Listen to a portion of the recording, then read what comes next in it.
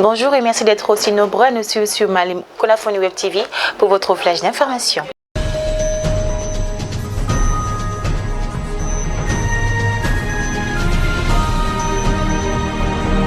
Au lendemain de la démission du président de la transition, Bandaw, et du Premier ministre Mokhtar Ouane, le vice-président, le colonel Assimi Goïta, a rencontré hier les secrétaires généraux des départements ministériels. L'objectif de cette rencontre était d'assurer la continuité de l'État et la gestion des affaires courantes. C'était dans la salle des banques de Koulouba, du palais de Koulouba. Et pour ce faire, le nouvel homme fort de notre pays a décidé de placer toute sa confiance en ses hôtes.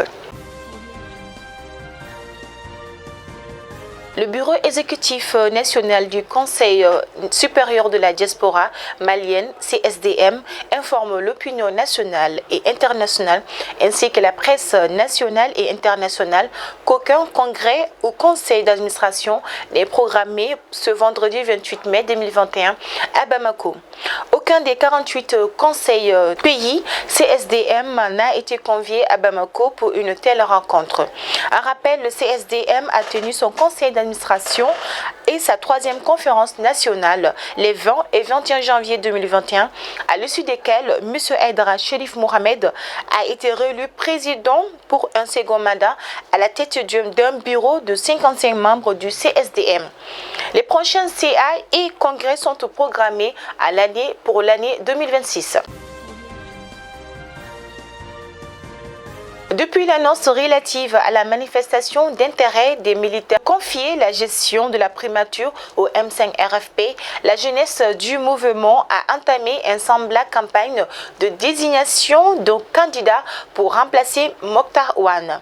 C'est dans ce contexte qu'une partie de la jeunesse du M5 RFP s'est dite favorable au choix de Choguel Kokala Maïga, tandis que pour d'autres jeunes, l'homme idéal serait Cheikh Oumar Sissoko de EMK. Au sein du groupe, d'autres noms comme celui de Modibo Sidibé sortent également. Cependant, aucune carte n'est encore jouée car les militaires sont pour l'instant concentrés sur la première étape, la gestion du sentiment de la communauté internationale.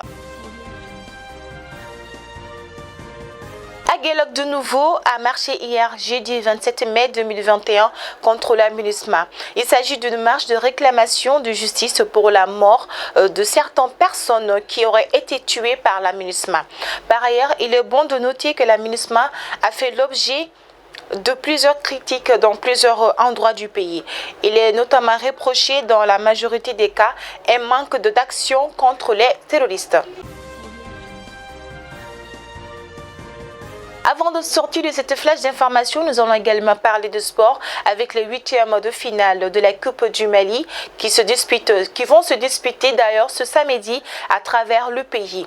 Samedi, au stade Modibo Keïta, le stade malien en découdra avec les néophytes de l'AS Médine de Sikasso en première heure et en deuxième heure, Yélé Olympique sera face à Simbo FC.